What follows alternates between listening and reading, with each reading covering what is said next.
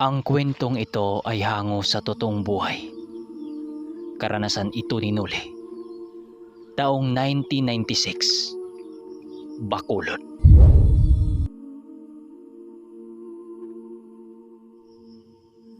Wala ka nang magagawa, antingero. Ibigay mo na ang pagkakataong ito. Wika ng nilalang na tanging siya lang ang nakakaalam. Huwag kang pakakampante. Hindi mo pa alam ang kaya kong gawin. Kahit magsanay puwersa pa kayo ng pinuno mo, wala akong pakialam. Sagot ni Noli sabay pakawala ng mga sumpa laban sa kanyang nakaharap. Paglabas ng mga aninong may pangalawang kaanyuan, natahimik noon ang kalaban dahil kahit anong ramdam niya sa pinakawala ni Noli, hindi nila magawang matunugan iyon. Kahit may sugat na ang pambato ni Noli, hindi pa rin magawa ng kalaban niyang mapangibabawan ang ginawa niya. Sa pagganti ng pambato ni Noli, hindi na napigilan pa ng kalaban ang bagsik ng mga anino ng bubuyog. Dahil abala sa paghabol ang kalaban sa mga anino, pagkakataon naman ng mga pambato ni Noli ang makaganti dito. Sa muli nitong pagpalo, lumusot ang tari nun galing sa likod ng kalaban hanggang sa may pitso nito. Sa pagbagsak ng kalaban sa lupa, ay ang pagtigil naman ng pambato ni Noli na dambuhin ng kalaban. "Ayos, buddy! Sige, dambuhin mo pa!" Sigaw naman ni Omar sa labas ng ruweda. "Noli, ayun na! Panalo na tayo! Tingnan mo ang pagmumukha ng lalaki, oh! Parang galit na aso!" Wika sa kanyang tabi ni Danilo naman. "Hayaan mo lang. Kapag idaan nila sa pisikalang laban ito mamaya, harapin natin sila ng buo. Total pinapainit na tayo nila eh." Sagot naman ni Noli sa mga kasama niya. Sa paglabas nila ng ruweda, ay ang pagkawala naman ng mga kalaban nila. Sa lumipas na mga oras, halos lahat ng mga tandang ni Noli at itong si Guyo ay nagdadala ng panalo sa araw na yon. Nang siyang ikinatuwa nila Omar dahil nakapusta din sila doon. Hanggang sa lumipas pa ang mga oras, napagpasyahan naman nila Omar na isusunod na ang kanilang mga manok. Dahil may sariling gaffer itong si Omar, tanging pagsilay lang ni Noli at Danilo ang nagagawa nila dito. Isa sa mga kalaban nila Omar noon ay ang nangangasiwa sa farm ng Morsia na isa ring malakas pagdating sa panlabang tandang. Habang nanonood sila Noli sa ginawang paghanda nila Omar, nagwika naman si Omar sa kanila ng, "Buddy, sila ang makakalaban namin. Yung taga Murcia, oh, hindi yan basta-basta. Pero tingnan lang natin kung makakasabay yung sa atin dyan." Sinuli noon, tanging pagsilay at pangtango lang ang kanyang nagawa sa mga itinuro ni Omar sa kanya. Maya-maya pa, nasipat ng pangkat nila Noli ang tatlong tandang nila Omar na handa ng bitawan sa ruweda. Nilapitan niya ang kaibigan niya habang pasimpleng nagwiwika ng, "Buddy, tawagin mo lang ako. Kinakailangan mo ang tulong ko." Wika ni Noli dito. Nang marinig ito ni Omar, sumagot lang naman yun ng, "Oo, buddy, maraming salamat.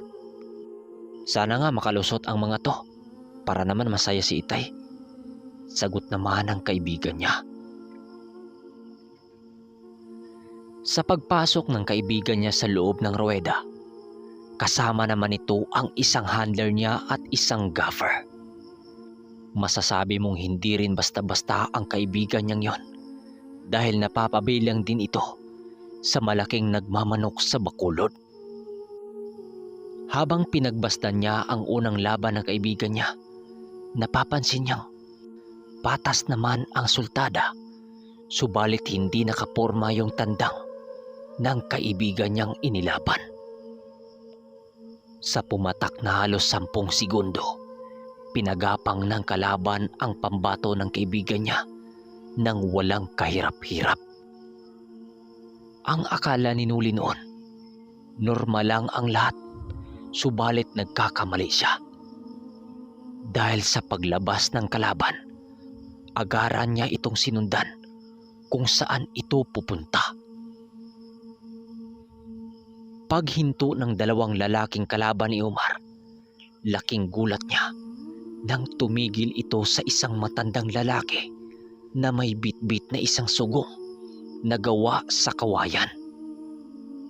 Maigi niya itong pinagmasdan hanggang sa may dinukot ang matanda sa mismong nakakabit sa tari sa paa ng tandang ng kalaban nila Omar. Matapos itong makuha ng matanda, dali-dali naman niya itong inihulog sa sugong na kawayan na yon. Hindi noon halos maintindihan ni Nuli kung anong bagay ang nakita niya sa matanda na yon, at maya-maya pa may isinukbit na naman ang matanda sa paa ng tandang ng makalaban nila Omar. At doon napagtanto ni Nuli na kaya walang panama ang kaibigan niya dito dahil sa abilidad ng matandang yon. Pag-alis ng kalalakihan, agad namang naghubad si Nuli ng mga karga sa katawan at nilapitan ang matanda.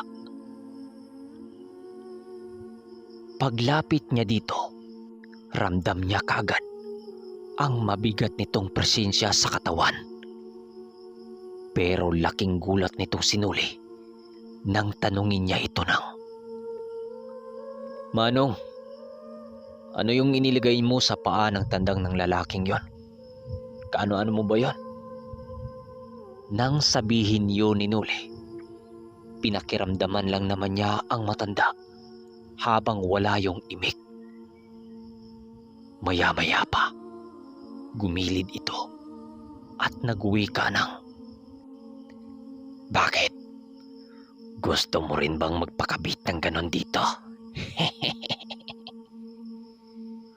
Wika nito habang tumatawa ng pahikbi-hikbi.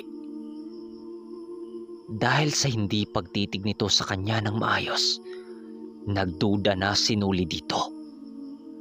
Kagad siyang nag-usal ng mga Latin upang alamin kung anong budhi ang meron ang matanda.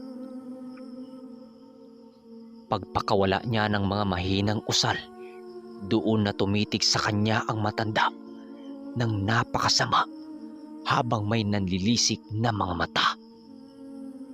Habang nagwiwika ng, "Isa kang panghas, mamayang gabi. Hahanapin kita at dukutin ko yung mga mata mo."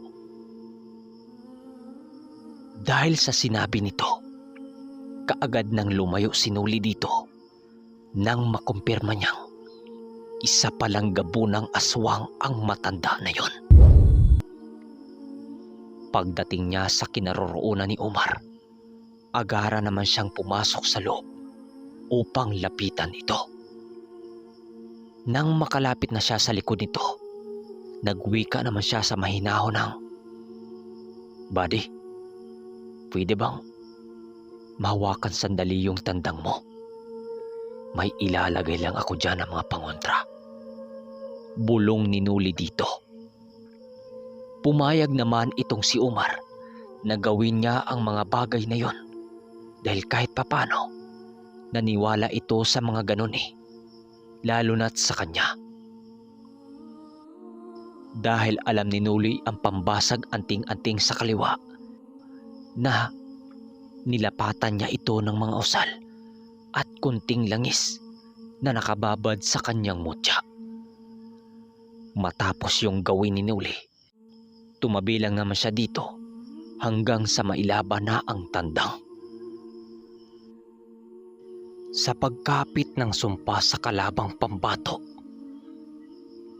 doon na nakita ni Nuli ang patas na laban. Nanalo nga naman yung unang sultan nila Umar, subalit nagtatamo din yun ng malulubhang tama. Sa paglabas ng pangatlong laban, napapansin na naman ni Nuli ang kakaibang tanga ng kalabang tandang. Animoy natutunogan na naman ng matanda ang ginawa niyang sumpa. Kaya't gumawa ito ng panibagong hakbang. Sa pagsalpukang muli ng mga panlaban, ramdam kaagad ni Nuli ang kakaibang kunat ng balat sa kalabang tandang. Kaya't napapaisip siyang kailangan niyang makikialam upang matulungan naman ang kaibigan niya dito. Dahil sa lakas ng kalaban, kitang-kita nila Nuli ang pagbao ng tari doon sa kalaban sa pambato ni Umar. Subalit, hindi ito nakapagbibigay ng malalaking sugat dahil nilapatan niya ito ng kabal. Ilang minuto pa ang makalipas, bigla niyang nasipat ang matandang gabunan na nagpakita sa kanyang tapat. May hawak-hawak itong patpat habang bumubuka-buka ang bibig nito. Dahil napatitig si Nuli dito, hindi niya napapansin may kakaiba na palang nangyari sa panlaban ni Umar. Sa pagsilay niyang muli dito, nasipat niyang nasa lupa na ang kabilang pakpak ng pambato nila Umar. Dahil sa pangyayari, hindi matigil ang sigawan ng mga tao dahil ramdam na nila ang pagkapanalo. Dahil saklaw ng kapangyarihan ni Nuli upang gamitin sa ibang alaga ang kanyang kakayahan, wala siyang magagawa kundi hayaan ito. Sa kasamaang palad, natalo ang pangtatlong tandang nila Umar. Bali isa lang ang naging panalo niya. Baliwala lang naman yun sa kaibigan niya dahil kung isipin, wala lang sa kanilang kalingkingan ang talong yon. Lumipas ang mga minuto. Napagpasyahan naman ng pangkat nila Nuli. Napuntahan na sila Manong Dumin at Mang Carpio.